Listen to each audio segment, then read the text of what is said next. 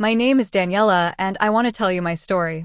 I live in a small town called Brighton Bay, not far from New York City. It's quiet here with calm streets, cozy cafes, and the sound of waves always nearby. I'm 29 years old, and I work as a receptionist at a small hotel near the beach. Life was simple. Some might say boring, but I liked it.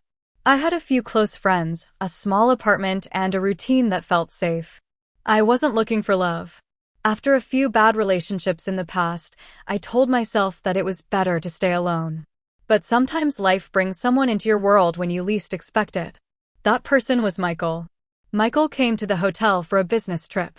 He looked different from the usual guests, calm, polite, and a little tired. He had soft eyes, a gentle smile, and a quiet way of speaking. When he asked for a room, I helped him check in, and he thanked me in a way that felt personal. I noticed the way he looked at me. Not in a bad way, just kind. I smiled back without even meaning to. The next morning, he came down to the lobby and asked for directions around town. I told him where to get the best coffee, where the beach was nice and quiet, and which seafood restaurant locals liked best. He listened to me carefully. Really listened, and I liked that. Most people don't. After that, we started talking more. He stayed for 2 weeks. Every evening when his work was done, he would come to the lobby and we would chat. Some days we walked along the beach. Other times we sat on a bench near the lighthouse. We talked about life, books, music, dreams. He told me about the stress of his job in the city. I told him about my quiet life here. I felt comfortable with him. I felt seen. One night, we were walking by the water. The stars were out and the breeze was soft. He turned to me and said, "Being with you feels like peace." Those words stayed in my heart. I think I started falling for him that night. When his 2 weeks were over, he left Brighton Bay, but we kept in touch. Every day he sent me messages. Every night we talked on the phone. We laughed. We shared stories. And I missed him more than I thought I would. A month later, he came back. This time, he didn't stay at the hotel. He rented a small house near the harbor and asked me to visit. We made dinner together. We listened to music and danced in the kitchen. It felt like we had been together for a long time. I felt lucky. But then one evening, something changed. We were sitting on the couch drinking tea and he looked serious. He took a breath and said, "Daniela, I need to tell you something." I looked at him. My heart started to beat faster. "I'm married," he said, looking at the floor. "I have 2 children." My body froze. I couldn't speak. My hands felt cold. I looked away. "I didn't mean to hide it," he said. "I didn't expect to meet you, but my marriage is not good. We live in the same house, but it's not love anymore. I stay for the children. That's all." His voice was low. He sounded sad, but I couldn't say anything. My thoughts were all over the place. I stood up and walked outside. The air was cold and I could hear the ocean waves. I felt like crying. He followed me out. "I understand if you don't want to see me again," he said. I nodded and walked home. That night, I couldn't sleep. My head was full of questions. Why didn't he tell me before? Why did this happen to me? But I also remembered the way he looked at me, the way he spoke, the way he made me feel safe. I was confused. I wanted to be angry, but I missed him. The next day, he sent me a message. "I'm sorry," it said, "but I miss you." I didn't reply. For days, I felt lost. I couldn't focus at work. I kept checking my phone. My heart and my mind were fighting. I told myself to forget him, but I couldn't. A week later, I saw him again. We met near the beach. I told him I felt hurt, that I didn't like being kept in the dark. He said he understood. He didn't try to excuse it. He only said, "I care about you." And then I stayed. I know it's wrong. I know many people will say I made a bad choice. I know I became the other woman. But at that time I wanted to believe him. I wanted to believe this was temporary. That maybe one day he would leave his wife. That maybe he would choose me. So we continued in secret. He visited Brighton Bay once or twice a month. He stayed in that little house. I went there after work. We ate together. We talked. Sometimes we watched old movies or just sat in silence. It felt real, but also like a dream that could end any time. We never went out together. We never held hands in public. No photos, no dates, no future plans, just small moments in a quiet house. But in those moments, he made me feel special. He listened to me. He remembered the little things I said. He helped me cook, made me laugh, brought me books I mentioned once. He made me feel loved. Still deep inside, I knew the truth. I was not his first choice. I was not part of his real life. I was something on the side, something easy without problems. And yet I didn't leave. Why? Because I loved how he made me feel. Because I believed him. Or maybe because I was afraid to be alone. Those quiet nights with him gave me something to hold on to. Even if it hurt, it was better than nothing. But slowly things started to change inside me. I stopped smiling the way I used to. I waited for his messages more than I should. I made my schedule around his visits. I said no to friends. I stayed home, always waiting for him to call. My world became smaller, just him and silence. Sometimes I stood on the beach and asked myself, is this love or am I just lost? And I would tell myself, wait, maybe one day things will be different. But the questions didn't stop. They grew louder. The weeks passed and I stayed in that quiet world, waiting for Michael. I still loved him, but something inside me was changing. I started to feel tired, not just in my body, but in my heart. I was always waiting for a message, waiting for a visit, waiting for love that was only mine for a few hours at a time. Sometimes he came for a weekend. We stayed in the little house near the harbor. We talked, cooked, and held each other. But when he left, the house felt cold and empty. I looked around and saw only my things. He never left anything behind, no clothes, no photos, no sign that he had ever been there. It was like he lived two lives. And in one of them, I didn't exist. I tried to tell myself that love takes time. I believed he cared about me. Maybe he did. But he still went back to his wife, to his children, to the life where I did not belong. And I began to wonder, why do I let this happen? One night after he left, I sat by the window and watched the rain fall. I asked myself, what am I doing with my life? I loved someone who could not give me a full heart. I was always second. I had dreams too. A home, a child, a man who would choose me every day.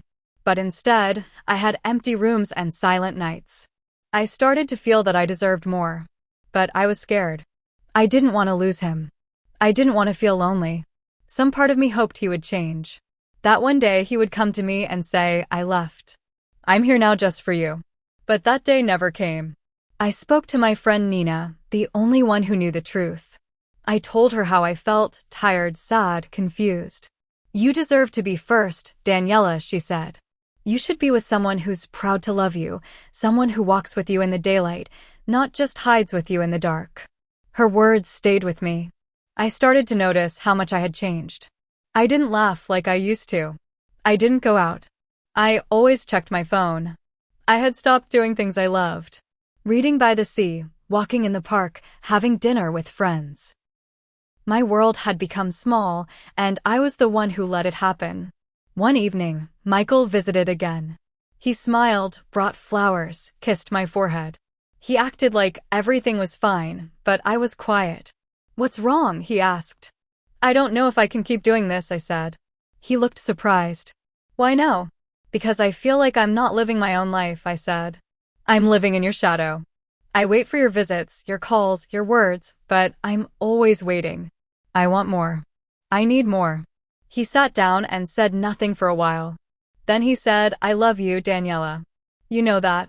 Then why don't you choose me? I asked. He looked away. It's not that easy. I have children, a family. And what am I? I asked softly.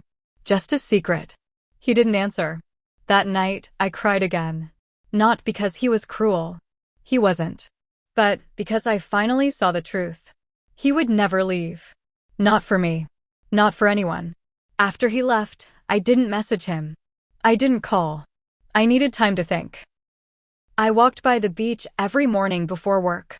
I let the wind touch my face. I watched the waves and thought about my life. What did I want? What made me happy? Slowly, I remembered the old me. The girl who loved long walks, coffee with friends, books by the fire. I missed her. I also thought about love. What does real love look like? Not just flowers and kisses, but someone who stands with you in the open.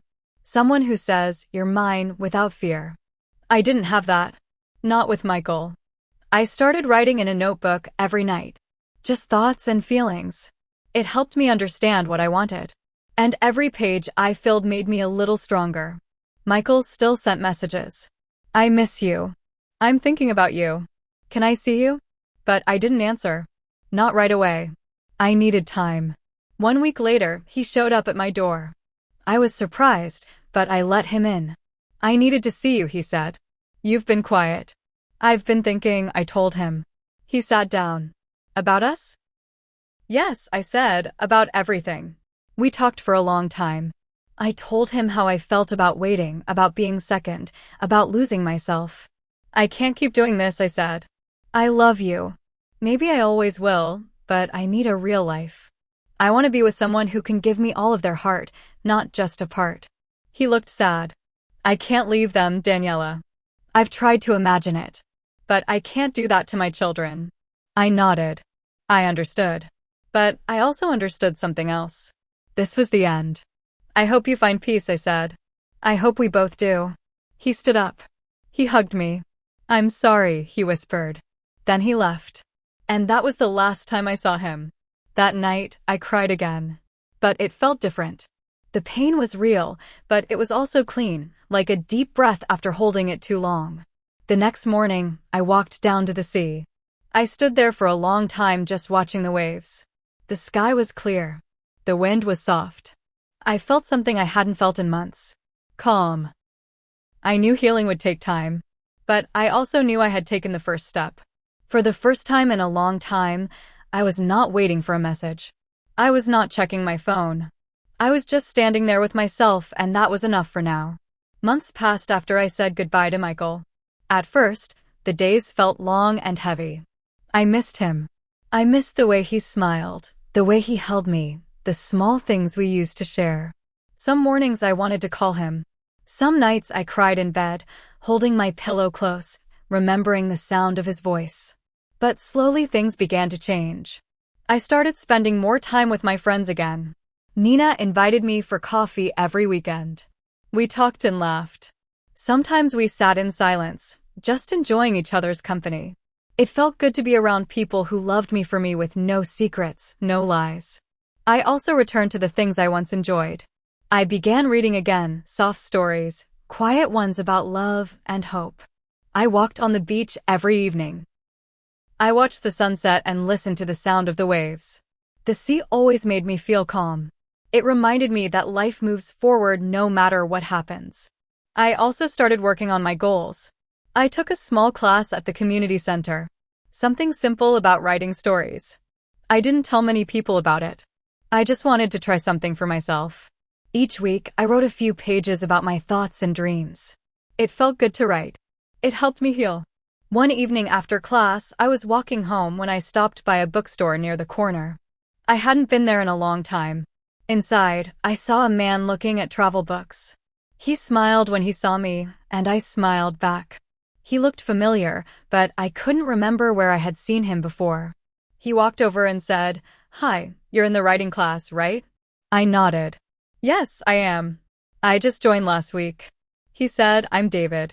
We talked for a few minutes about the class, about books, about the cold weather. It was nothing special, but something about his voice made me feel at ease. The next week, he sat near me in class. After class, we walked together to the cafe across the street. We talked about simple things, family, work, favorite food. He was kind. He listened. And when I spoke, he looked into my eyes. I didn't feel nervous. I felt calm. We started meeting after class more often.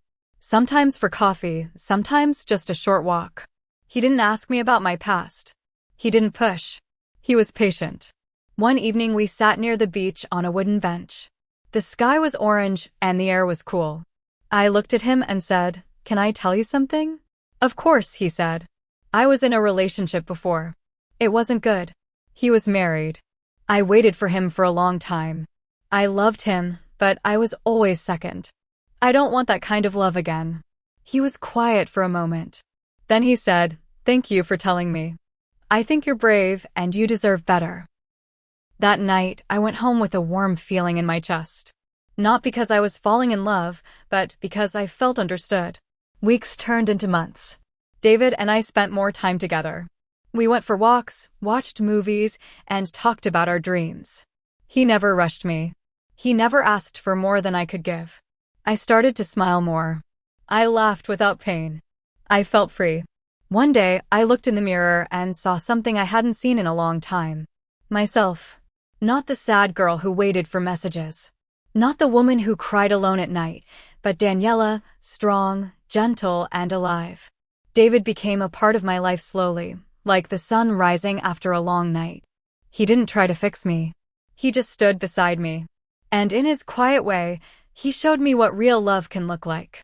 One evening, we were sitting in the park watching children play. "Do you ever want a family?" I asked. "Yes," he said, "one day with the right person." I smiled. Me too. We didn't need to say more. I knew now that love doesn't have to hurt. It doesn't have to be hidden or painful. Love should feel safe. It should feel like coming home. Looking back, I don't regret my past. It taught me important lessons. I learned that love without respect is not enough. That waiting for someone who cannot choose you will only bring pain. That no one else can give you peace. You have to find it inside yourself. And now I have peace. I have hope. I have love not from someone who hides me, but from someone who walks beside me. If someone asked me today, was it worth it? I would say yes. Because through all the sadness, I found myself. And in finding myself, I opened the door to a new kind of love, a better one I truly deserve.